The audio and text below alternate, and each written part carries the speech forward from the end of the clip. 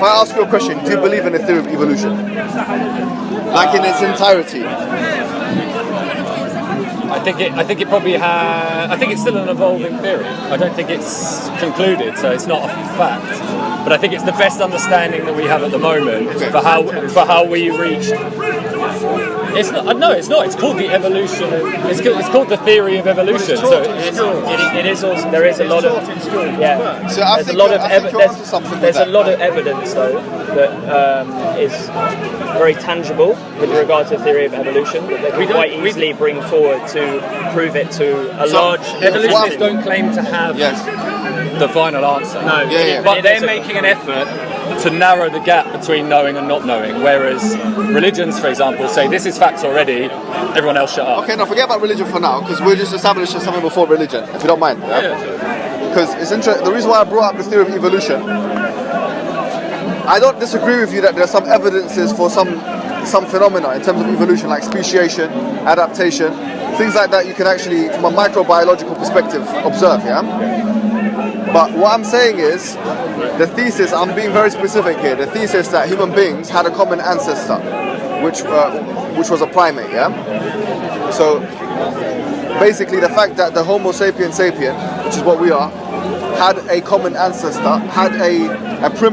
primate, to what extent do you believe in this theory or this thesis or this idea? Like almost 100%. I've actually visited the primate in Ethiopia in a museum, and I've seen the skeleton.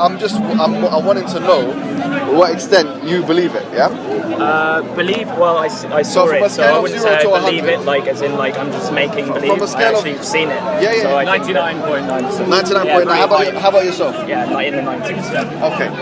I'm happy that you said that, because now I want to put in something else, Because the reason why I brought up the theory of evolution is because we wanted to establish something called truth claims and your standards of truth. You said that you believe in the theory of evolution, whereas before you did admit that evolution is itself evolving, Evolving. In other words, that it's changing. That the theory itself, perceptually, is actually changing from one generation to the next. Yeah, but it's not changing. It's backwards. It's not going to be, actually we were completely wrong, and actually there's never been any evolution. Okay. No, it's only confirming itself and parts. The understanding of like the tree of life is growing. It's not that we're redacting back to a point where it's. I think you're. No. I want to pick up on what you said. Said. It's interesting what you said.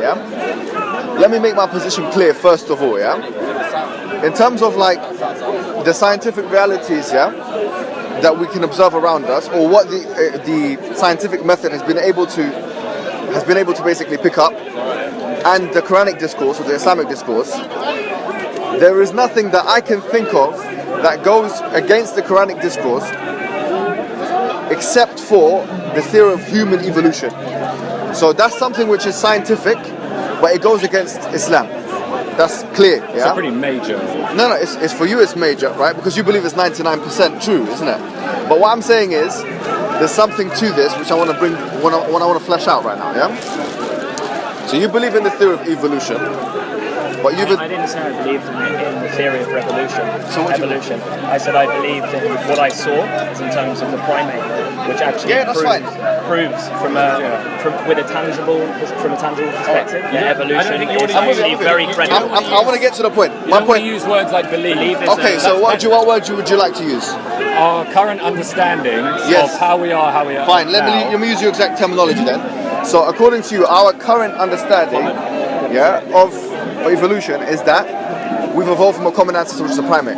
We've evolved from many common ancestors in many. But let's just be specific to Homo sapien sapien, So the Homo sapien sapien has come from another primitive ancestor, But here's my point. Here's my question now, This is my question. You said in the beginning, right, that you do not deny the fact that evolution has evolved itself, the theory. Yeah, the theory's evolved. So when we look at science in general, I want to make a point that when you look at science in general, if you look at something which is in the background of science called the philosophy of science, which is a very, very important part of science, because philosophy of science actually sets the kind of framework of science. And when you have contributions like the one that has been made by Karl Popper and others, this actually sets the tone for the scientific method. So, for example, the scientific method itself, you could say, has undergone a change, and the way we do science has undergone a change in the hundreds of years. That's evolution as well. Yeah. All right, so we're all agreeing here. But that's no different to how like a religious theory would work. You're always if you believe in something, you're always going to preach and talk in a way that backs up that. To be honest, my friend, I'm not talking about religion right now. I'm just talking about the theory of evolution and truth standards. Yeah, I can talk about religion later on if you want. But we'll start with the theory of evolution. Because what we have just established, the two things we've established, yeah, which I feel are contradictory, if you don't mind me saying, yeah. The first thing we've said is that science is undergoing change, and we've all agreed to it. We have evidence of this, as Thomas Kuhn has mentioned in his book, The Paradigm Shift, that actually every once in a while science undergoes an incredible paradigm shift, which actually not only changes science, but it changes the framework through which science operates. And an ample example of this is the Newtonian theory moving to Einsteinian theory from 1900s to 1905, to such an extent that people had thought that Newtonian theory was the be-all and end-all, but in 1905 or 1906, when Einstein came out with the special theory of relativity, the whole world of science, in physics in particular, was turned upside on its head, basically. Do you see what I mean? Yeah. So what I'm saying to you is that you've just said to me that science is 99%, or the theory of evolution, in particular human evolution, you believe it to an extent of 99%. My question is, how can you be so sure of something which you have admitted is changing? That's my question to you. I didn't say I was so sure of it. I said I was in the 90s. In the 90s. What I saw. So actually, I didn't say the theory. All right, how about you? Are you still 99% sure of it? So the theory of our relationship to, as you called it, a primitive species, like prior to Homo sapiens. Yeah.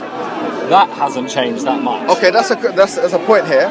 If you don't mind me coming back and offering you some interesting points, I say no, it has changed, and I'll give you the evidences. If you look at how evolution, or the theory of evolution in general, how that is actually formalized, it's formalized usually using three different kinds of evidences. The first evidence is the fossil record, so it's a kind of archaeological evidence. Not in the man to ape. The fossil record isn't relevant because... No, they still use the fossil record. They use Lucy, and they use other fossils that they have found, and they've excavated, and they mention those fossils, and they try and link them together. So the fossil record is one of the strongest evidence. DNA. Yeah. It's DNA. So, DNA. So DNA and RNA. Yeah. These are different things. So they look at how animals are basically formulated in the wombs of basically other animals in the genome. A bit more complex. But they look at this evidence. It's a genetic component. Number three, they also look at. There's another third one which I forgot actually. The point is, it's material evidence. Some material evidences.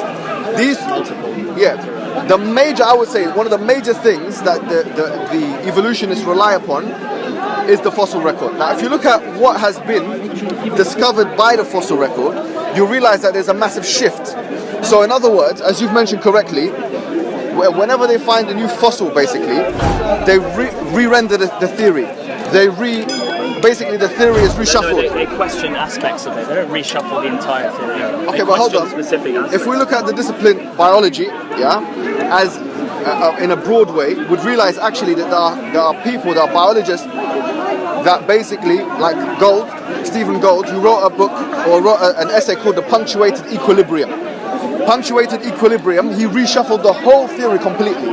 What he said, Gould, is that instead of he basically what he said in his essay was a revolutionizing of neo-Darwinian evolution. What he said was instead of like a slow gradual change of basically one species moving into another species, etc., what you find is that there is a sudden change, and he calls it punctuated equilibrium that happens because basically of speciation or something like a sudden shift, a climate change or something that happens. So in other words, his idea is that his idea of evolution is different to the standard neo-Darwinian evolutionary idea that's propounded by people like Richard Dawkins. So, pardon? All it says is that there is a straight sense. Yes, come. Yeah, so this. Even Darwin said that. Yeah, okay, so what Gold is saying in punctuated equilibrium, it's not. It doesn't fit. It does not. It does fit evolution. I'm not saying it doesn't fit. I'm not saying. Let me be clear. Exactly. So no, but what's your name, my friend? What's your name, my friend? Reese. Reese. Well, I want to be clear. I'm not saying that he's against evolution. I didn't say that. I said that his understanding of evolution does not follow the narrative set by the majority of neo-Darwinian evolutionists, and that's why there had been papers that had been published between. Pardon? It's too simple. What is it? Even Darwin had a more complicated version of evolution than that. Yeah, but are you following? Yeah, but I'm not saying that. But you're saying. By the way, can I tell you something? Yeah. There's a difference between the theory of evolution as posited by Charles Darwin in The Origins of Species and the theory of evolution, which now has to take into consideration the new biological elements in microbiology. So basically, the transformation from Darwinian evolution to the post 1960s era is called neo-Darwinian. So now they've changed it to neo. So what I'm saying is that the change from Darwin's theory, there's been already a change. So you've got one change from Darwin to the neo-Darwinian evolutionary basically model, which relies more on microbiology. And now I'm saying within this neo-Darwinian theory, you have different people now questioning the validity of neo-Darwinian evolution, like Gold. Yeah. So clearly, pardon? Yeah, exactly. So now here's the ultimate question. Here's my ultimate. Yeah, I'm with you. By the way, I didn't disagree with you there. I agree with you completely. But what I'm going to say to you, this is my basically my ultimate question to you. If we know that the theory of evolution is changing, we can document the change in the theory of evolution, or we can document the evolution, ironically, in the evolutionary theory.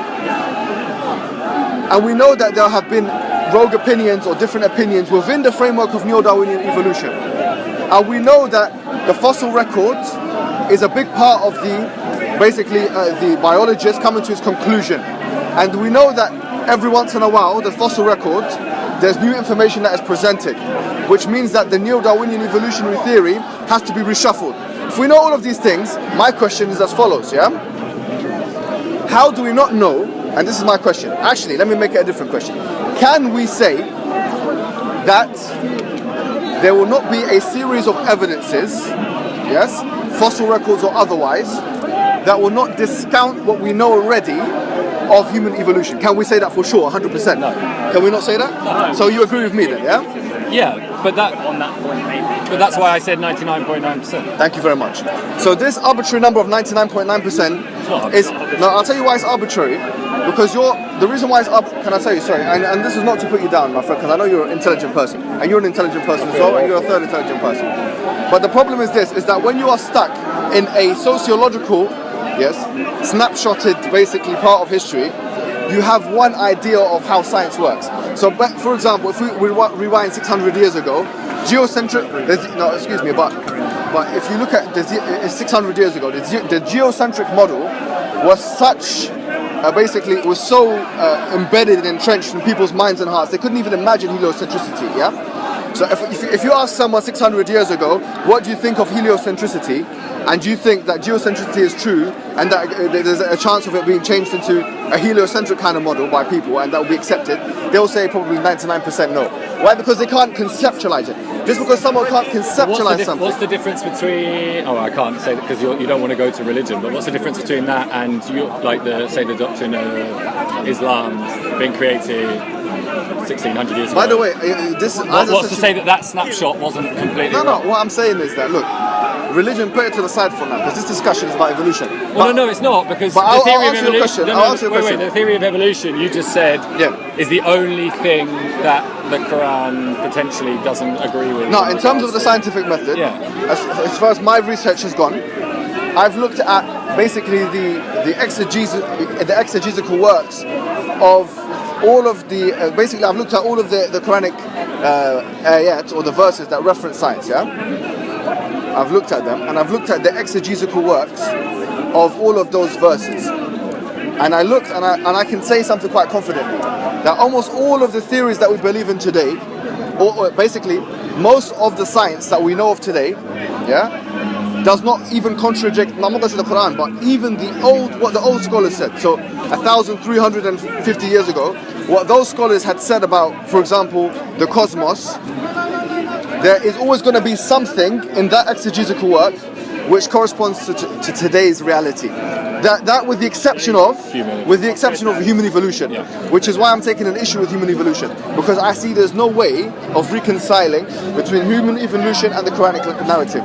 So that's my honest assessment. If I said to you this, because if I was a flimsy individual that could just create parallels with everything, I would have said to you, look, the truth is, we don't have any problem with any science. So what's the percentage that you believe that the theory of human evolution could be correct? 0%.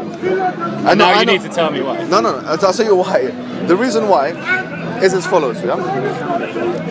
I'd be impressed if you can.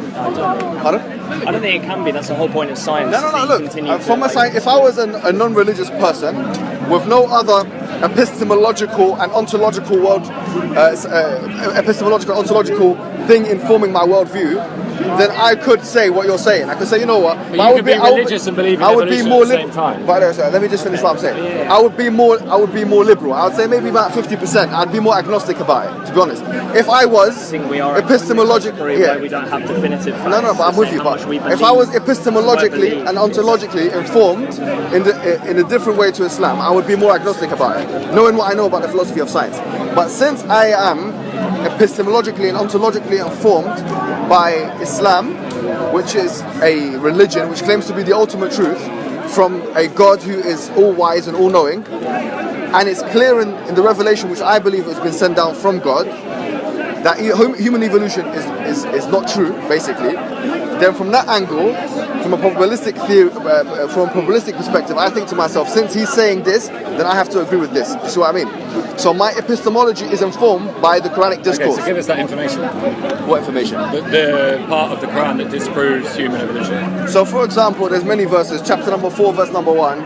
يا أيها الناس اتقوا ربكم الذي خلقكم من نفس واحدة وخلق منها زوجها وبث منهما رجالا كثيرا ونساء واتقوا الله الذي تساءلون به والأرحام إن الله كان عليكم رقيبا. For example, that O humankind, fear God who has created you from one soul and created from it its partner.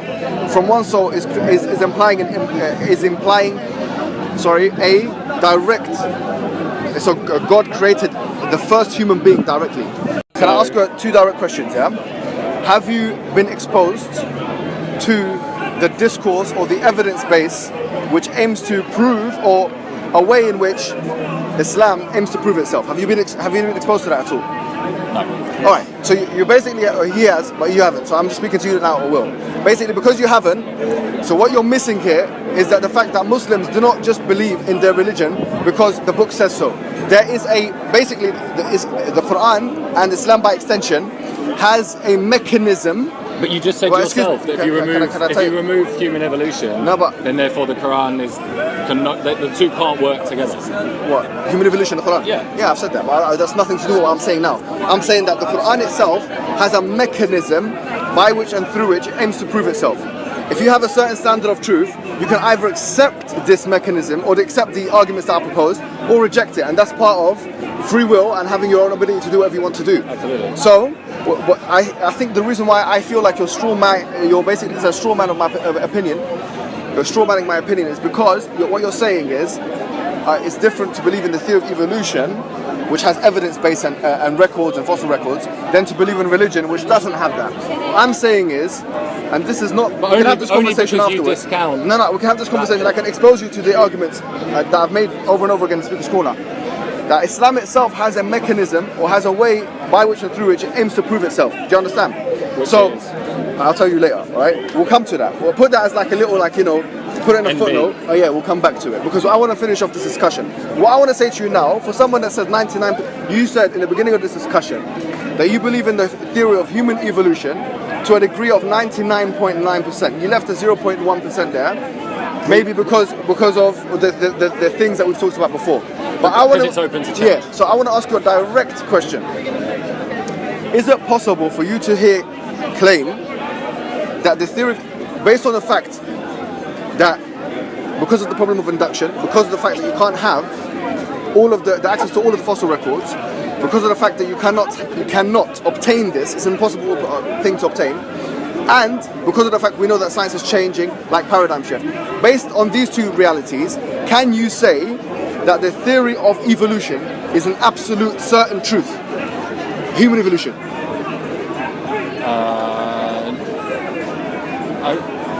See, that's basically what you're doing is you're creating a question which is almost impossible for me to ask because you're in a win-win situation where you basically No, You don't want to say no because I said no earlier. So you can't. I would say So you can't say that evolution is a certain truth. I would say the understanding of human evolution is, I think, pretty concrete, but is open to change. Thank you very, very much. I will actually conclude with that because what I feel is happening, and I'll say to you this, everyone here, I want the atheists in particular, or agnostics, or people from a non-Islamic viewpoint, to basically know something, Let me address this directly, looking at the cameras. I want you guys to know something. Science is meant to be something that is meant to humble you, because science is a way to try and understand the natural environment around you. Science is not something you're meant to be completely certain about, because science, by the scientific method in and of itself, doesn't attempt to actually bring philosophical certainty to a human being. It attempts to bring theories which you can run by for the present time and present moment. But science in general, unfortunately, it doesn't give you the grounding, it doesn't give you the ability to say that actually what we have today is true. And when you look at, and by the way, Thomas Kuhn is an interesting person who wrote about this in a book called Paradigm Shift. When you look at the history of the worlds, this becomes patently clear. If you look at the shift, as we said, from Newtonian physics to Einsteinian physics as an example, from the geocentric model to the heliocentric model as a secondary example, from the static state theory to the Big Bang as a third example. These are actual examples where people were so sure, as sure as Will is today, that those models, i.e. geocentricity, the static state, and what's the other one that I mentioned? The other one that I mentioned. Einstein theory. The Newtonian theory of relativity, that these were actual truths, absolute truths, that you cannot change. What I'm saying to you is that that's not what science says, it's not what science can prove, therefore be humble about science. For the atheist now, evolution has become his main bullet, his main ammunition. It's an unfortunate reality that your main thing that you're trying to prove as an atheist is something which is not a certain truth, according to the philosophy of science.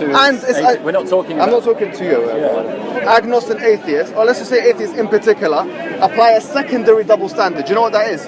They say that as theists, we have to provide evidences that satisfy a certain truth standard.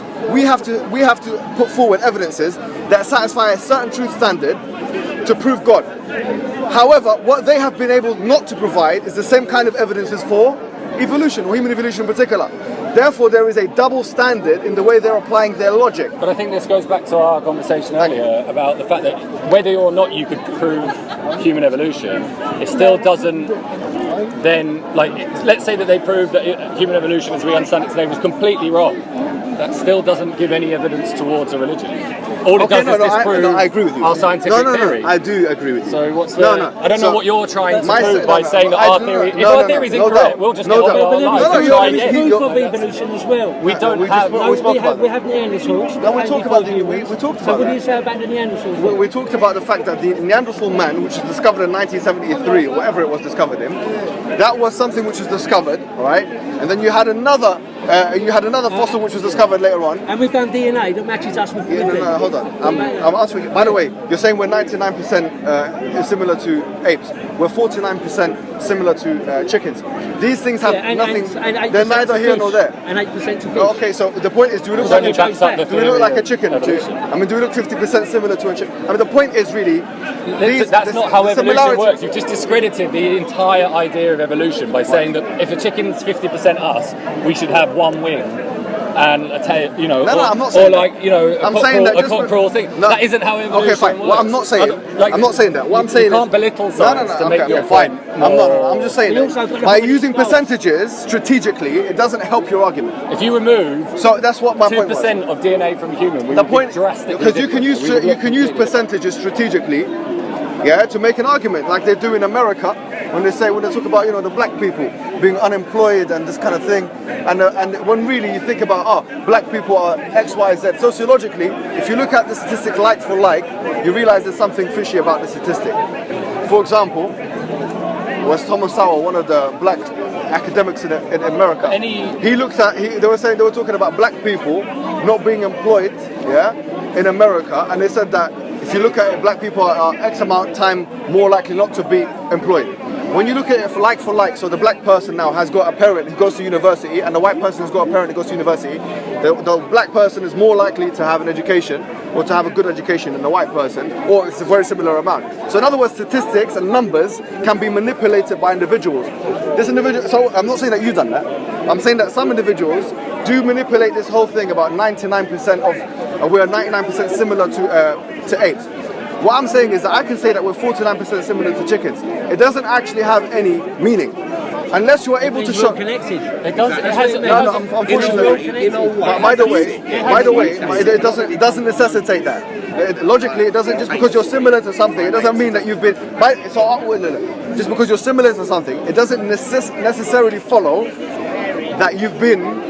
You're an extension of it. You're a part of the evolution. Okay, so then the conclusion is that everything was created. It doesn't actually follow. At the same time. By the way, there's a leap of faith. Is that what you're saying? What I'm saying everything is was created at the same time in kind of the same way, like from the same material. What I'm saying for sure, no doubt, is that we believe as Muslims that that's true of human beings. And by the way, there's a logical component to this, and I'm not making the case for.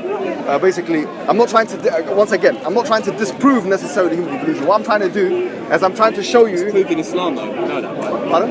It's in Islam, human evolution. Yeah, no, I'm talking. He talks about speciation, adaptation is fine, but not the fact that a primitive is another. Yeah. So the point is, what I wanted to say to you was that as it relates to human evolution now, if we talk about what we believe that the human being, in the Quran says, لَقَدْ خَرَّمْنَا بَنِي آدَمَ, we have certainly dignified the child of Adam. The human being is, in many, many ways, completely different from the rest of the animal kingdom.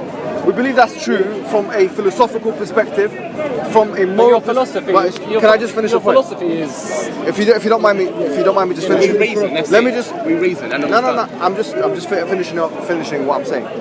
What I'm saying is that human beings are able to. Can I just? I didn't say I don't care. No, they care. But let me just finish what I'm saying. Can you reason with an animal? Do you mind if? No, human beings don't reason with animals. Just let me finish. I mean, we reason. Bro, stop, please. You're going to disturb the flow of the You've discussion. got hold of the wrong end of the stick. You need to slow down. You've got hold of the wrong end of the stick. Yeah? I mean, we don't reason. All right. So let me just. We reason. Not animals. I said, what I meant was. Animals don't reason. You know what? I'll explain my. What we're saying What I meant was, people don't reason with animals. That's fair enough. No, okay. That's why let's slow down. Slow I'm down. not even sure about that. So what we're saying is that human beings, have differences. I mean, no one's going to refute me here. Human beings have civilizations. Animals don't have civilizations. Refute me. Human beings. Whoa, hold on. Civilization. That is only based on the theory that you think that every animal is trying to evolve to become a human. No, I'm not. I didn't say that. Well, I didn't say that. Because you're saying that the height of evolution is human civilization. I didn't That's make. not true. By the way, it's as evolved as a human, but it's just evolved in a different way. No, but hold on. So, excuse me, do you mind if I... The fact that we have a civilization is just a byproduct of evolution. Because I was making it... You stopped me in the middle of what I was saying. Because what I was saying was that human beings have civilization. Animals don't have civilization. Not true. Human beings have a higher level of intelligence than every other animal. That's point two. Human beings have an ability to make conscientious moral decisions that affect them and the animal kingdom. So do animals. Okay, that's your opinion. Which animal?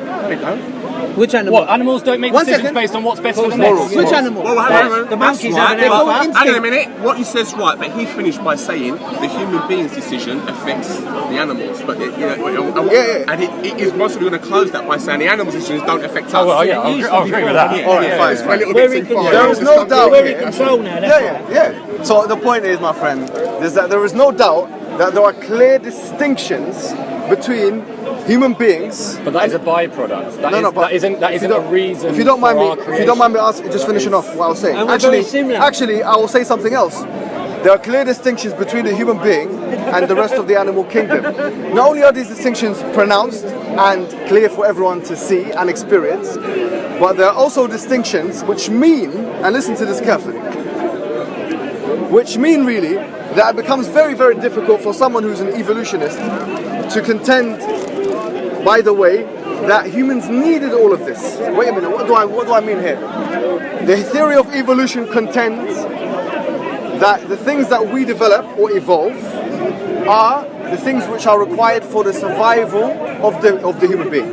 I'm asking a question. Why do we, all of the things I've just mentioned, the majority of them, they are not contingent. You don't need them for survival. You don't. You do not need morality for survival. You can be the biggest immoral person. But that's just... You don't need to be a moral person. Even if you live alone. If you're in a community, in a society, and you carry out certain immoral actions dependent on the view of that society, you'll get yourself killed. Not necessarily. No, I'm not talking about that. No, do you mind because if there are plenty of immoral people who live a full life. Yeah, exactly. Listen, I'll say it again. Morality, the idea that, okay, I'm going to be good to my mum, that I'm not going to have sexual intercourse with my sister. Excuse me, let me just finish. Do you mind if I just finish the point? The idea that I'm going to be good to my parents, that I'm not going to do certain bad things. That you will be killed. Yeah, exactly. So I think me and you are on the same page here. You will. The point is, What? So everyone who does something immoral dies. You don't need morality for survival. There are certain moral acts if you do that affect the community. Yeah, but you don't need it for survival from a biological perspective.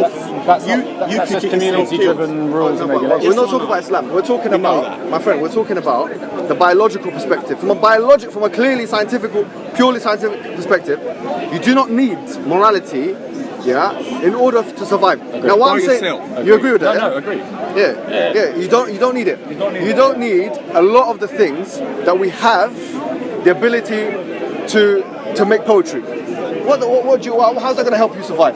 It doesn't help you survive. You don't need any of those things in order to the ability to write a play, the ability to think about philosophy deeply, the ability to think about what we're thinking about right now.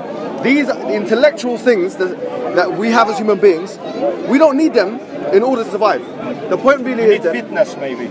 Yeah, fitness and that kind of thing. The point is then, so why do they exist in us? Do you see what I mean? So here we have a clear distinction between the human being and the rest of the animal kingdom.